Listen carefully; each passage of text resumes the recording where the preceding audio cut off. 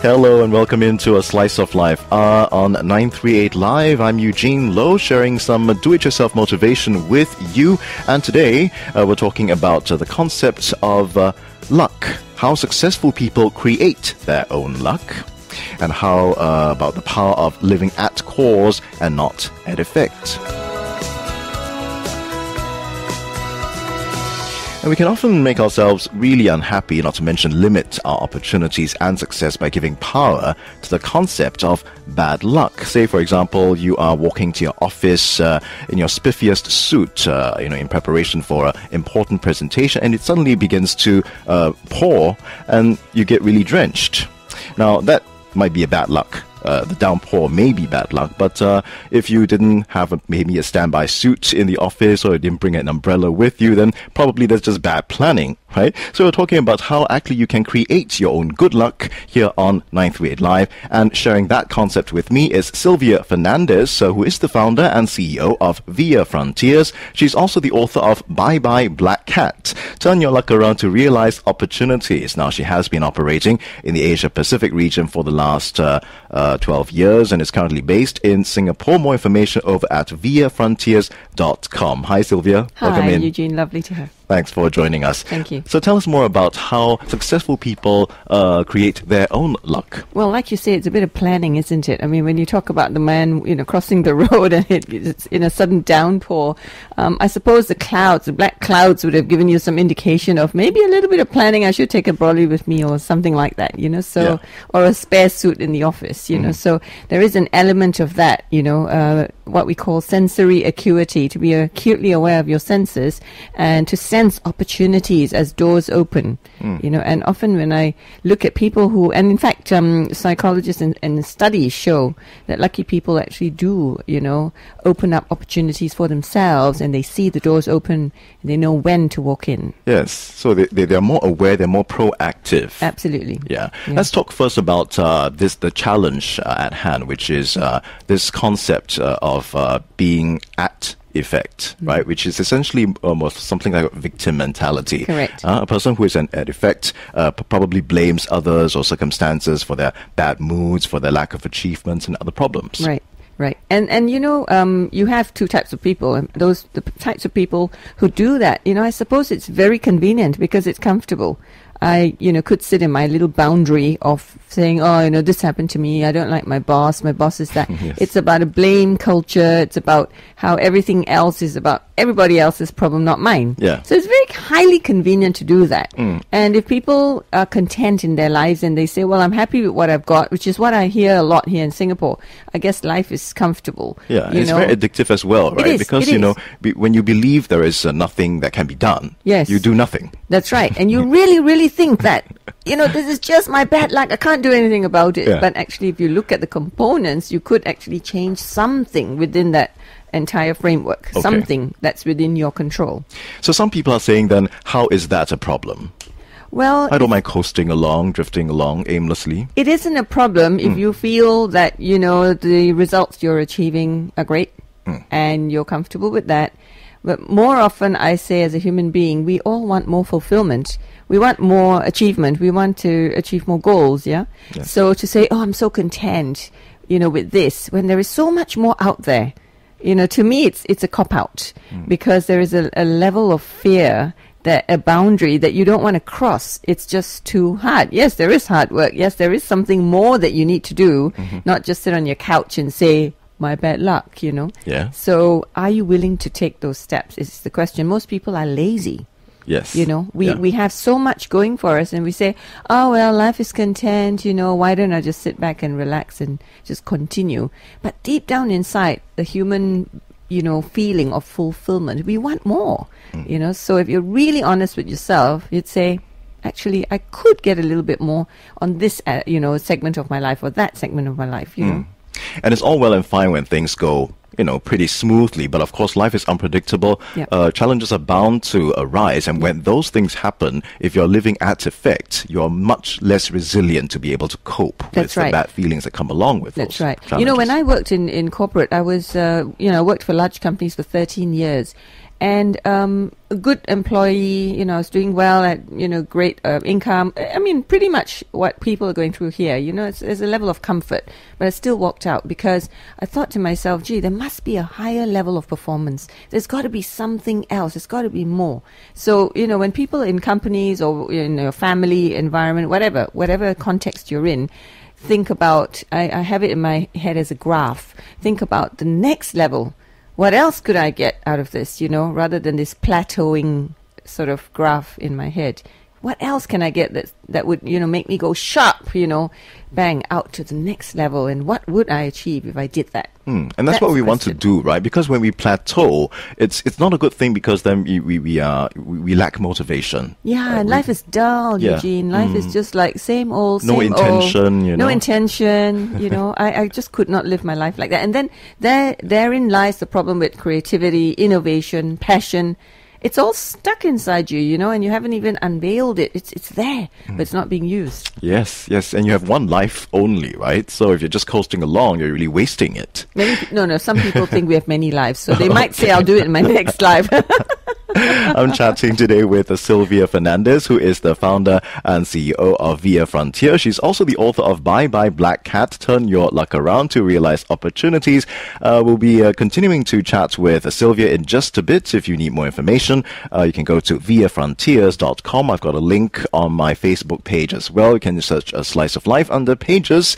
I'm Eugene Lowe, and A Slice of Life hour continues in just a while.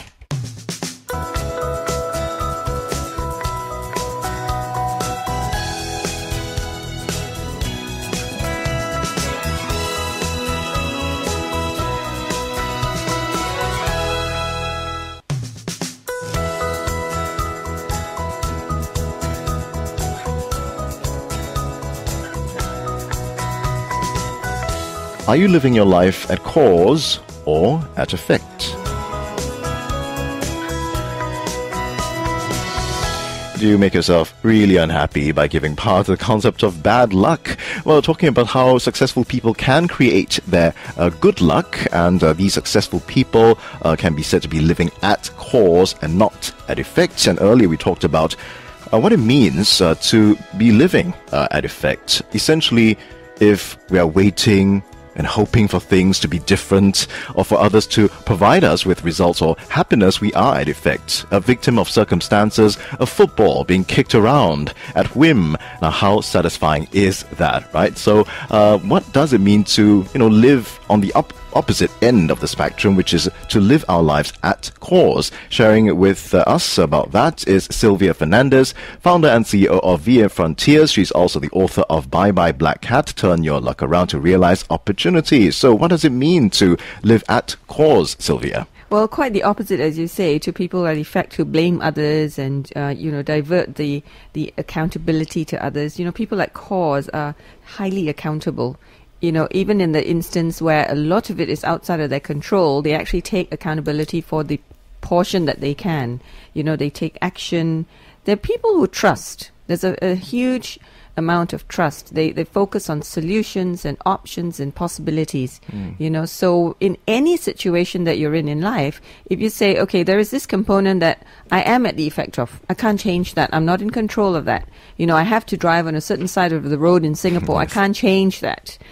So all right, what can I change? What are some things? If I get caught in a traffic jam and there are real horrible drivers in front of me or around me, what can I do? Well, I could put my music on and divert my attention to something more positive. It could be, there's many things that we could be at cause. I could start my journey earlier, or alternate routes, things like that, right? Yes, like you mentioned, a traffic jam is unavoidable, can be unavoidable, right? Yeah, you can plan for that, but you can plan other things that may help you avoid the traffic jam if possible. Or even the next day you might say, well, I'm not going to, I'm going to try a new road. Yeah. And see what happens. Is there less traffic at this time? Or, there are many options and possibilities. Looking at solutions focus rather than, oh, why me? And how come this happens to me? And this concept of being a victim, So so people at cause are decisive in creating what they want in life. They try harder. Absolutely. Put in more effort. They're people who, it's almost like, they don't give up. It's like never say die, in any situation I can always recreate it. I can turn it around and make things happen. That is the mindset. And that's where passion comes from as well, because that wellspring of resources inside us can actually get tapped into, because you keep moving and moving and moving, and as you keep doing different things, you get deeper and deeper into your sense of self. So your internal resources eventually are tapped. You get to the core. Okay. So people who are living at cores are more successful because they create their own luck. Yes. So how does this happen? This creating of their own good luck. Yes, because, we are driven by belief systems, Eugene, and belief systems can be negative or positive. We call them limiting beliefs if they're negative and they stop you from your life, or empowering beliefs that say, I can do anything. That's a positive, empowering belief. That once you have empowering beliefs like that, you just go, go, go. And as we discussed, the person at cause will make things happen. But someone who's got limiting beliefs will say, can't do this or whatever. So the difference is to be able to turn that around. Once you understand and flush out the belief systems that are holding you back, that's a powerful step. Okay, so that's one of the first steps that we actually take note of and have people flush it out of their system. What's really driving you in your life in terms of a belief system? If you feel that you're at effect a lot, if you're at cause, you probably have some empowering beliefs that are driving you. That's the first thing. The second thing, and it all comes from our programming from the past. So the second thing is our negative emotions. Do we have negative emotions that are stopping us, like anger or fear or sadness or guilt? Do those sorts of things come up because we haven't cleared them from the past? Again, programming. What happened when we were young. Most people don't pay attention to it. But from a psychological point of view, it really is the most important thing. We really need to let go of that baggage. We need to, recreate ourselves away from that. And most of that happens between the age of 0 and 12. Yeah. We need to clear it. Yeah. It's almost as if we can imagine ourselves as products, Yes. It's almost as if people who are living at cores or more successful people tend to keep improving the product, Yes. keep refining the product, and that's why it becomes a better product. Absolutely, exactly. It's a very nice way of looking at it, actually, because then it's lacking, like there's no emotion involved. It's just a product. Yeah. So if you look at it from a detached perspective, you really could look at yourself as a product and say, hey, what's driving me here, and let's clear that. So on a creativity, innovative front, I'm going to make this product better. You keep upgrading yourself, as opposed to people who are living at effect, probably they become obsolete simply because they don't upgrade, they don't constantly clear out the junk and the gunk that's in their operating system, things like that, right? That's right. So the remedial side, we call that the remedial side. We need to remedy the past. We need to remedy all of these, the gunk that you talk about, get rid of it before we can actually say, all right, now we're going to focus on the positives and the future of what we really want to set up as goals and what we want to achieve for our future. So coming back to this concept of luck, really there is no such thing as luck. You create your own luck. You create bad luck because you believe in it. I believe so. Yes. And you create good luck because successful people achieve more simply because they do more, they try harder. When they fall, they pick themselves up again. They find better ways of doing things, and that's why they achieve more. Exactly right. It's simple. There's no such thing logical. as failure in their minds. They take the feedback, they look at the process, how can I do it better the next time, and they move on. Yeah. Now you look at people who are really successful out there in life, have actually done this. Yes. For the 100 times that they failed, in inverted commas, the one time they succeeded was really worth it because it was bent on all of the failures and the learnings that they learned from it. Correct. And when we see successful people, it's very easy to say, they were just lucky. They had a leg up or something, Say that again. Yeah. I get that a lot in my life, actually. People see it as so seamless and so smooth, and you're so lucky, But, my internal dialogue says, oh boy, if only they knew. Yeah, exactly. So we're talking about creating your own good luck here on 938 Live's A Slice of Life Hour with me, Eugene Loh, together with Sylvia Fernandes, the founder and CEO of Via Frontiers, also the author of Bye Bye Black Hat, and Turn Your Luck Around to Realize Opportunities. You can find more information on Sylvia over at viafrontiers.com. I've got a link on my Facebook page as well. Search A Slice of Life under Pages. Coming up in our final portion of A Slice of Life Hour in about 15 minutes, Sylvia will be elaborating about how we can cross over from living at effect to living at cause, creating our own good luck. Do stay with me here on A Slice of Life Hour.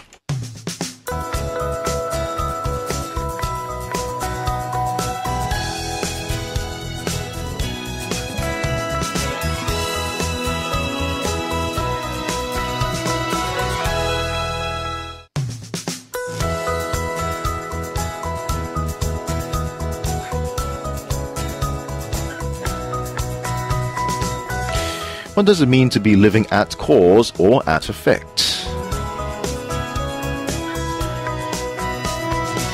Why are successful people successful? That's because they're living at cause and not at effect, in essence creating their own good luck instead of always blaming others, blaming bad luck, blaming circumstances for our bad moods, for our lack of achievements and other problems, thinking, oh, if only my spouse, my boss, my co-worker, my parents, my children understood me and helped me achieve my dreams or did what I wanted or what's best for me, then life would be great.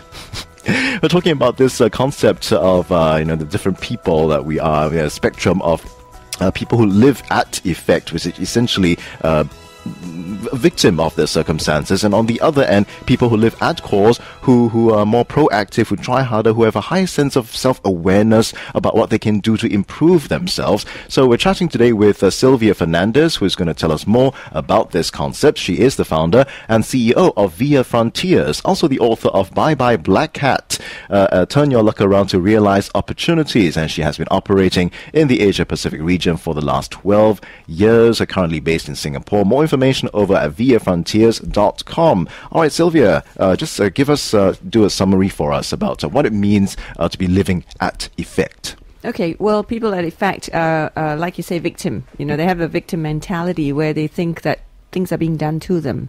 Okay, and they have no choice in the matter. That's the worst part of it. They think that every circumstance and context that they're in, is about people doing stuff to them. So they blame others. They have excuses. These are the people who use a lot of negative language. They direct a particular situation to, oh, me, why me? They direct it to others. Somebody else is at fault. They have no control over the situation. They see anything as a limitation, a problem, So those are the types of people who are at effect. Someone at cause is quite different. They would be using very positive language. So you can identify them from a mile away. They are people who are solutions focused. They look at possibilities, options, very interested in results and achieving results, taking feedback if ever there's something that goes wrong, maybe not necessarily what they wanted, taking the feedback and making sure that they do better the next time. These are the action-packed people, the action-oriented people who get out there and say, I'm going to do it. Whatever happens, I'm going to make it happen, Yeah. So they're very action and focused on achieving. Yeah, and if I fail, so what? Let me try again. Yeah. In fact, just the other day, I was reading an article about failure, and how so-called failure, is something now that people look forward to because it means I'm getting closer to success. Yeah. Everything you do can be a learning experience, right? That's right. If you take it that way. That's right. Looking at the process, the how of how it happened and how come, and then, improving on the process. Yeah. Making it a better product, like you said. Yeah. So it's no surprise which of these two people are happier and more successful, right? Exactly. That's right. It's so easy to see them, especially in a context, whether it's in a family or, in a department or a whole organization. You see the people at effect from a mile away. Now that you know the concept, you will recognize them. And as soon as I see them, I think to myself, if I'm there as a consultant to help them, well, that's my job. But as a friend, if I hear effect type of statements, she made me do this, or, I can't possibly do that, I've never been trained to, or, there's so much negativity, and you hear it's the very limiting. Disempowering, very limiting, So, we're all human beings, so part of this can be inborn. Some people are just born like that, with certain elements inherent in their psychology or in their genes, whatever. Yeah. And some people maybe were brought up, in circumstances which made them believe that they were victims. That's right. So, for people who are perhaps, on the extreme end of being at effect, how can we, how can they slowly, migrate over to the cause side? It's a big gap, Eugene, from effect to cause, especially if they're so closed to making things happen. So often, I dare say, people like this get into negative circumstances, like an accident occurs, they meet with an illness of some sort, then suddenly the filters are taken out, and they suddenly realize, gee, what have I've been doing with my life? Right. The initial part is they might say, why did this happen to me? But as time goes on and they start to reflect and go inside, then they realize that, hey, I can actually, if I get over this illness, or now that I've been through this accident and I get well again, I'm going to make my, change my life. Yeah. So that's jolted out of that. Completely jolted out of their, real inertia, and so that's an involuntary migration from the effect to the cause side. that, it happened to them. They've been jolted out of it. Others will continue to just stay there, and the ones who actually voluntarily migrate over to the cause side, to me, I mean, I did that as well. You just sort of say, I think it's a soul's journey. To me, it's the timing of the soul, ready to awaken and open. For people who believe in many, many lifetimes, when you come back into this lifetime, it's like, well, my soul is ready to actually awaken and open up and come out from its slumber. Well, that's hard. That's hard for some people, right? Yes. We can't necessarily force the soul to. No, you can't force it. It can't force it. So you've just got to go live with it. And if you have someone like that in your family, you can't force it. Yeah. You have to just live with it and be at cause as much as possible with that person in whatever area you can. It's a difficult one. So role modeling. Yes. Yes, role modeling would be something. Because there can be so much cynicism and skepticism, attached to this concept of being at cause. Right? People who are at effect will tend to see this as like, oh, it's just hogwash. Absolutely. And even in your language. So this is what I teach when I go into companies. If I was the manager of a person who was completely at effect, I would not be speaking to them in positive language. I wouldn't be talking about rewards and benefits. I would be saying, now, if you don't get that job done, quick smart, you're going to be in deep trouble. So it's threats, it's negative language, it's getting into rapport with the mindset of negative language that's contained in their mind. Okay. And then moving on to positive. Now, if you continue to do this, wow, I can see that you're starting to move. Wow, your results are coming in. Wow, can you imagine if you continue like this, what rewards at the end of the path? Okay. So starting with the negative to get them moving and then moving them to the positives. Okay, let's talk about, say, people who are, say, willing to make that first step towards migrating towards living at cause. Yes. It is a journey. It is a journey of growth. So we have to start somewhere. So how can that person begin to understand and find that motivation to keep going towards cause? I think today personal development programs are amazing. Really, and the thing about personal development is you meet wonderful people as well on the same path. People who are also wanting what you want, and so the entire environment is positive. You need a systemic push. So if you just say, I'm going to do this myself, I'll just read a self-help book. Okay, there's only so much that can move you, But if you really want this great big push and you say, I want to, revolutionize where I am today, I want to be somewhere completely different, then you want to be able to get into a system where you meet positive people, you meet people who love learning. That's why they go to a personal development program, things like that. So it starts to move you and you move much faster. It's an accelerated path. Okay, so how do we start on our own, though? If we find we can't do it on our own, we'll need somebody else to come in and help us. But if we are wanting to do it ourselves first, finding that self-motivation, let's talk about your journey. Yes, my journey. Perhaps, I was just going to say my journey as well. Yeah. You see, what happens is inside you get a feeling of discontent. Yes. Of, oh my God, I could do more than this. And that's what happened to me. I had a really stable job in Commonwealth Bank of Australia. I was in Sydney. I was really enjoying myself, great bosses and all of that. But, something that says, I can't do this for the rest of my life. There's a level of discontent, and it keeps coming up over and over and over again. Now, when that is the very thing that will actually push you to the next, to go off to cause. And by no means is it an easy journey. But, that's the feeling inside you is the thing that's going to push you over to the other side. Okay. That's I think the marker, if you want to call it that, of how you're going to be. Then you sort of take note. Now, first of all, you got to be in your body to feel it. A lot of people live outside of their bodies. Okay, they're in their heads. Lost me there. Yeah, they're in their heads. They're in analysis. They don't really feel. Go inside and feel. So then this feeling can be actually achieved. It can be felt.